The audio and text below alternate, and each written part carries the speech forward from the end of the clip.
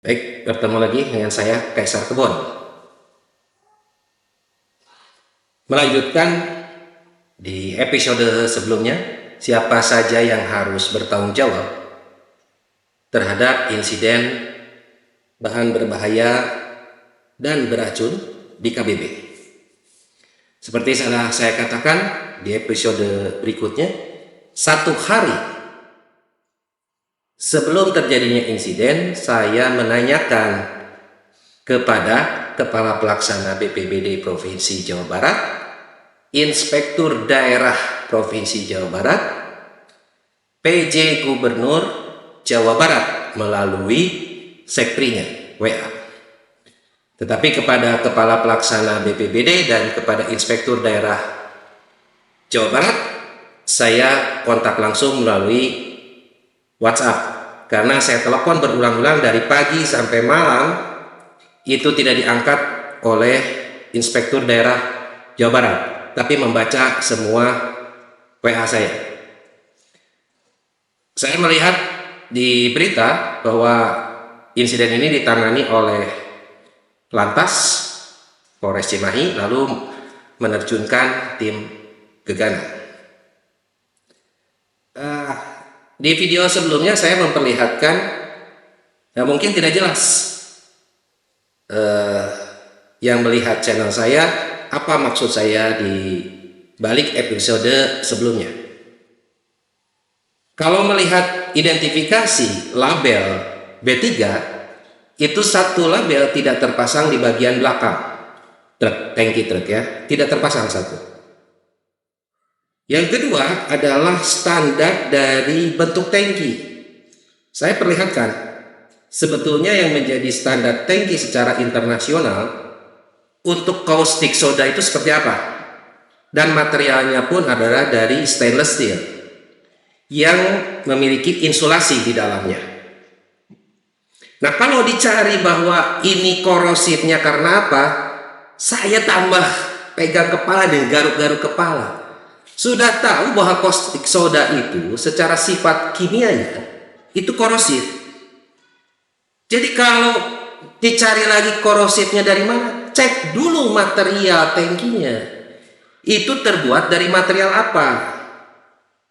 Lalu siapa yang mengizinkan menggunakan tangki itu?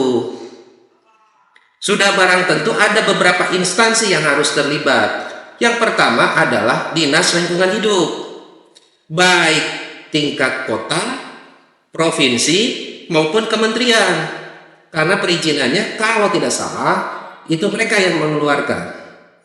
Lalu tentang keselamatan kerjanya, siapa yang harus bertanggung jawab? Dinas Tenaga Kerja.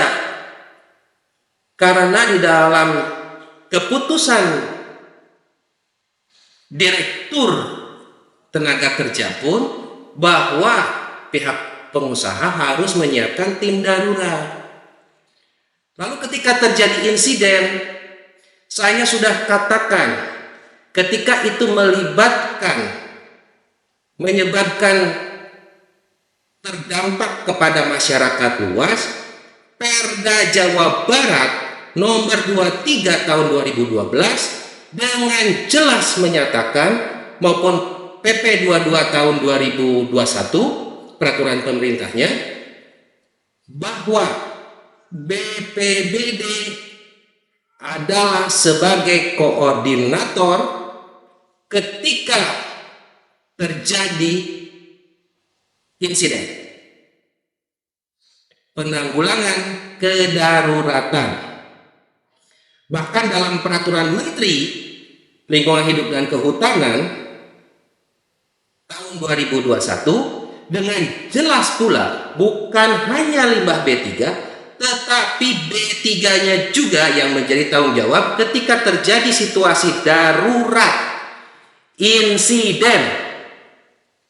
Itu adalah koordinatornya BPBD, dan yang bertugas untuk melakukan pembinaan pelaksanaan yang tidak pernah dilakukan oleh pemerintah pusat, provinsi Jawa Barat maupun kota kabupaten se-Jawa Barat, itu adalah menteri secara nasional, kedua adalah gubernur secara provinsi, bupati dan wali kota untuk kota kabupaten.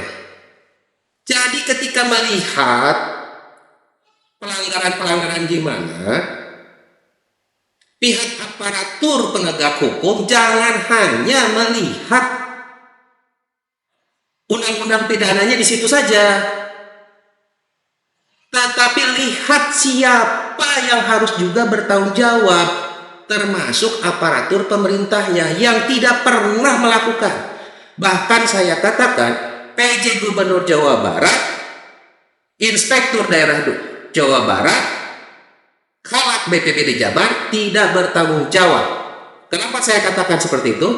Ketika saya mengontak BPBD Provinsi Jawa Barat, saya tanya langsung, kalau terjadi korban kepada masyarakat, siapa, Pemprov mau bagaimana? Siapa yang akan bertanggung jawab? Jawabannya apa? Tanya ke Biro Hukum dan HAM Setda Jabar. Ini logikanya di mana? Artinya pemerintah Provinsi Jawa Barat tidak memiliki tanggung jawab moral untuk keselamatan masyarakat Jawa Barat. Semoga pihak Polres Cimahi itu mendengarkan dan melakukan pemeriksaan kepada instansi-instansi terkait. Saya bersama organisasi akan memberikan surat kepada DPRD Kota Bandung. Kenapa? Karena pusat dari perusahaan itu berada di Kota Bandung maupun gudangnya. Perizinannya bagaimana? Standar yang dilakukan itu seperti apa? Pengemasan terhadap tangkinya. Lalu siapa yang memberikan izin? Lalu bagaimana kesiapan aparatur pelaksananya? Karena saya kaget juga itu menggunakan campuran air yang digunakan, baik itu dengan deterjen ataupun larutan khusus. Caustic soda itu, kalau itu caustic soda, ketika dilihat dari safety data sheet yang dibawa oleh pengemudi, jika menyatakan caustic soda, itu harus melihat kepada di dalam poin SDS safety data sheet itu ada tindakan penanggulangan, harus seperti apa? Tolong dicek juga SDS-nya tepat atau tidak. Jadi kalau melihat permasalahan bukan hanya bertanya kepada ahli hukum. Ahli hukum belum tentu, mohon maaf, belum tentu mengetahui penyebab secara teknis. Jadi Anda harus cari tahu kepada orang yang mempunyai kompetensi teknis. Dan ketika terjadi insiden, yang dicari bukan ahli kimia, bukan ahli lingkungan, tetapi ahli mengenai manajemen kedaruratan. Lalu sistem yang berlakunya apa? Itu masukan dari Kaisar Kebon.